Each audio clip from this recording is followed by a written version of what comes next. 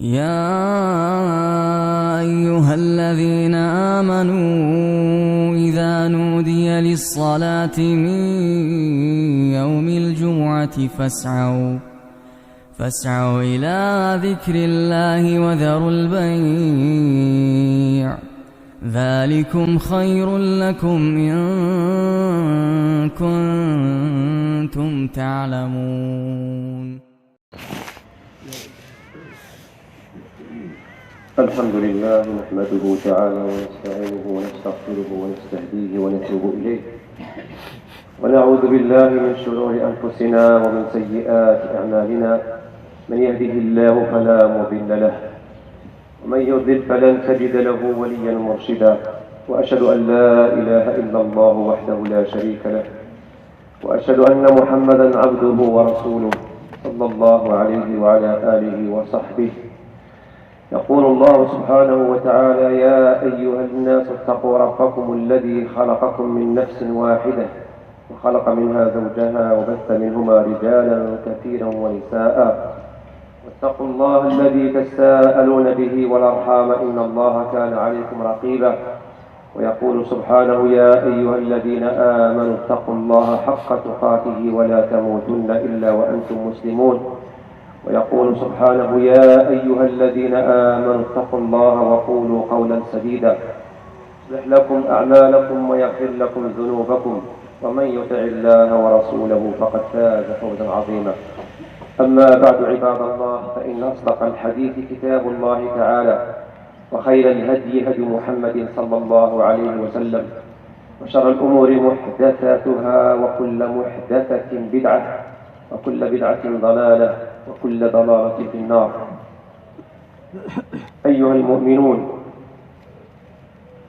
اتقوا الله حق التقوى وراقبوه في السر والنجوى واعلموا أن ما توعدون لآت وما أنتم بمعجزين.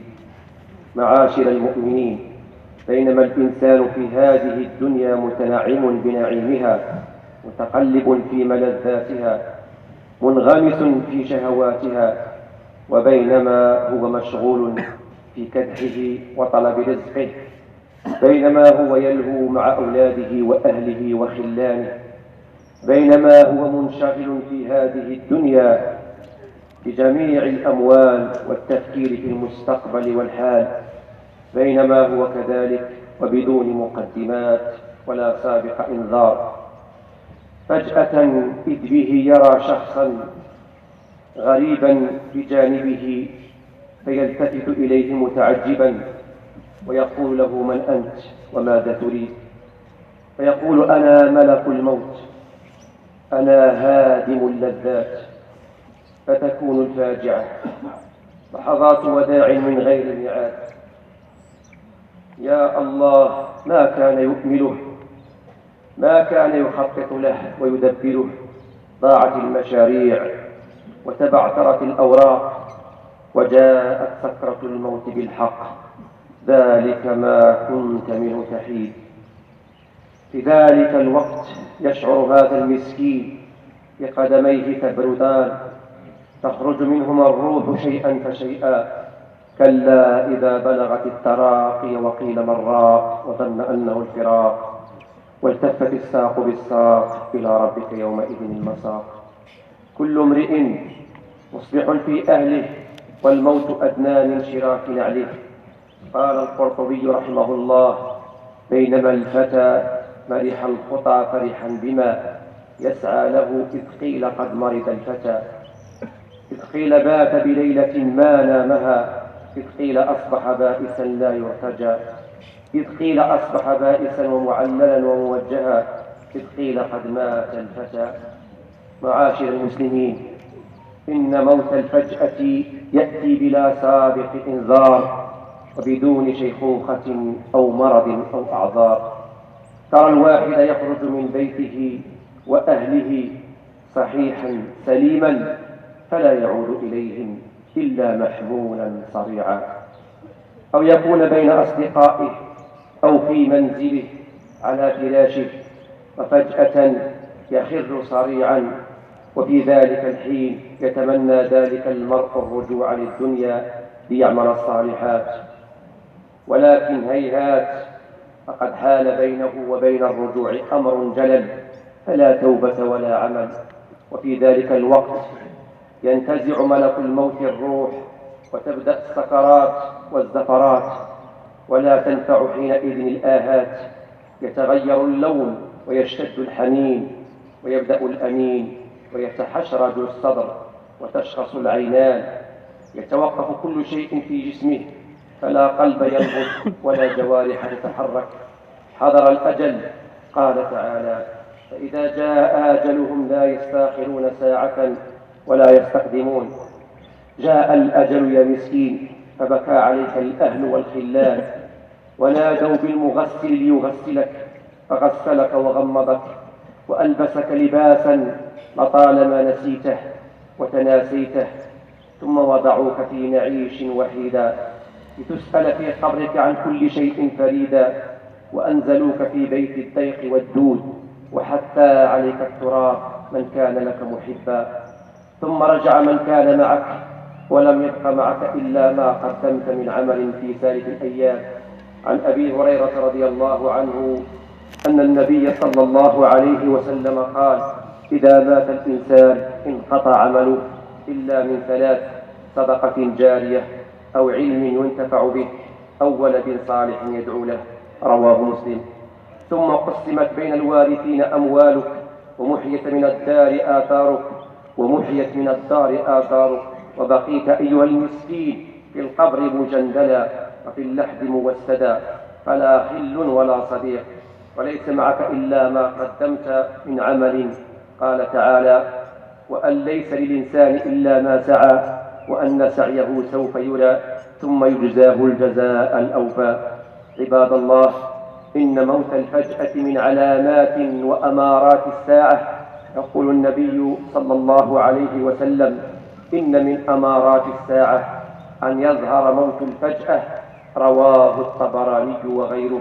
وما تدري نفس ماذا تكسب غدا، وما تدري نفس بأي أرض تموت، إن الله عليم خبير. نسمع كل يوم عن أفراد بل عن جماعات قضوا وانتهت أعمارهم على حين غرة، ولم يكونوا على الأهبة.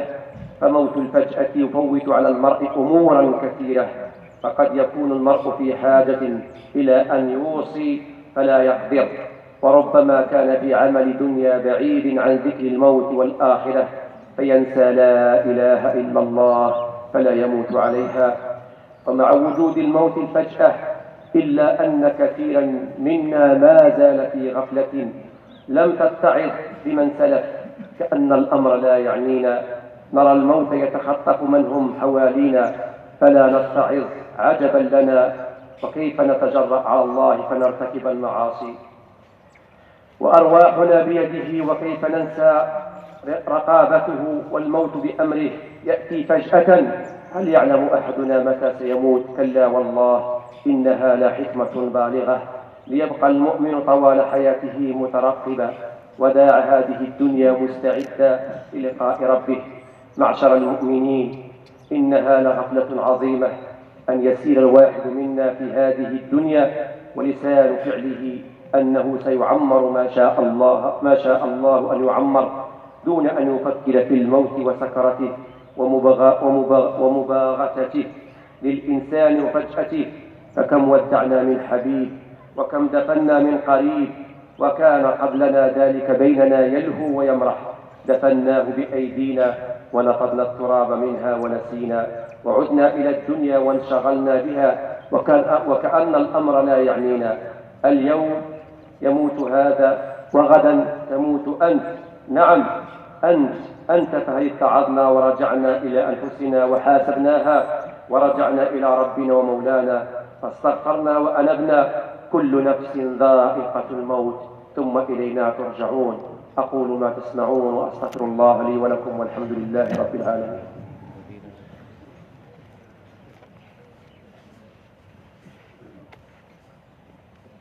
الحمد لله وكفى، والصلاة والسلام على النبي المصطفى وعلى آله وصحبه ومن بهديه اقتفى، وبعد. معاشر المسلمين، إنه لمن المؤسف أن نغفل عن الموت وفجأته، ونحن نسمع أخباره ونرى كل يوم آثاره، نراه يتخطف القريب والبعيد، فيسقط بعضهم بسكتة قلبية فتتوقف الجوارح عن الحركة والقلب عن النبض، وبعدها يحصل الموت في تلك اللحظة، ولا يستطيع أحد أن يعالجه أو يستدعي له الأطباء لحصول تلك السكتة بغتة بدون مقدمات آلام أو أمراض. ويأتي الموت البعض الآخر في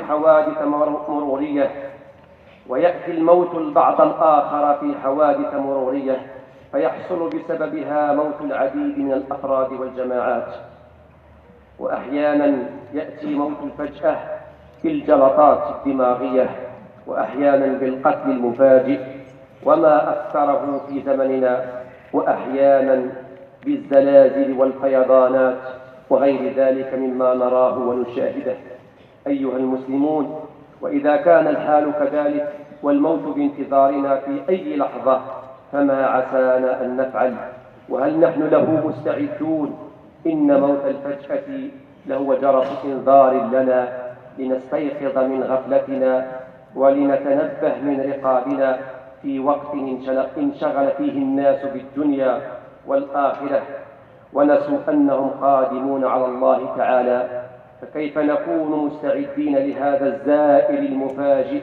يجب أن نستعد له من تطهير أنفسنا من الأمراض المقيتة من حسد وغل وكبر وغش وغيرها من الأمراض التي تعتري القلوب وتكون سببا في فساده وهلاكه، ولا ينجو يوم القيامة إلا من سلم من تلك الأمراض. قال تعالى: يوم لا ينفع مال ولا بنون إلا من أتى الله بقلب سليم من جميع الأمراض، وأعظمها مرض الشرك بالله سبحانه وتعالى. إن التوبة الصادقة النصوح من جميع الذنوب والسيئات لهو الاستعداد الأمثل لموت الفجأة. قال تعالى: يا أيها الذين آمنوا توبوا إلى الله توبة نصوحا عسى ربكم أن يكفر عنكم سيئاتكم ويدخلكم جنات تجري من تحتها الأنهار يوم لا يخزي الله النبي والذين آمنوا معه نورهم يسعى بين أيديهم وبأيمانهم يقولون ربنا أتمم لنا نورنا واغفر لنا إنك على كل شيء قدير. اللهم اهدنا فيمن هديت، وعافنا فيمن عافيت، وتولنا فيمن توليت، وبارك لنا فيما أعطيت، وقنا واصرف عنا برحمتك شر وسوء ما قضيت، فإنك تقضي ولا يقضى عليك، إنه لا يذل من واليت ولا يعز من عاديت. تباركت ربنا وتعاليت، لك الحمد على ما أعطيت، ولك الشكر على ما أنعمت به وأوليت. نستغفرك اللهم من جميع الذنوب والخطايا ونتوب إليك. اللهم إننا عبيدك بنو عبيدك بنو إيمائك، نواصينا بيدك، ماض فينا حكمك، عدل فينا قضاؤك. نسألك بكل اسم هو لك سميت به نفسك أو أنزلته في كتابك أو علمته أحدا من خلقك أو استأثرت به في علم الغيب عندك أن تجعل القرآن العظيم ربيع قلوبنا ونور صدورنا وذهاب همومنا وغمومنا. اللهم اشف كل مريض وعاف كل مبتلى، اللهم اشف كل مريض وعاف كل مبتلى. اللهم ارحم جميع موتى المسلمين والمسلمات الذين شهدوا لك بالوحدانية ولنبيك برسالة وماتوا على ذلك. اللهم اغفر للملكين الجليلين الحسن الثاني ومحمد الخامس. اللهم انصر أمير المؤمنين محمد السادس نصرا تعز به الإسلام والمسلمين وشد أذره بولي عهده وأسرته إنك جواد كريم. وصل اللهم وسلم على نبينا محمد وعلى آله وصحبه أجمعين، والحمد لله رب العالمين.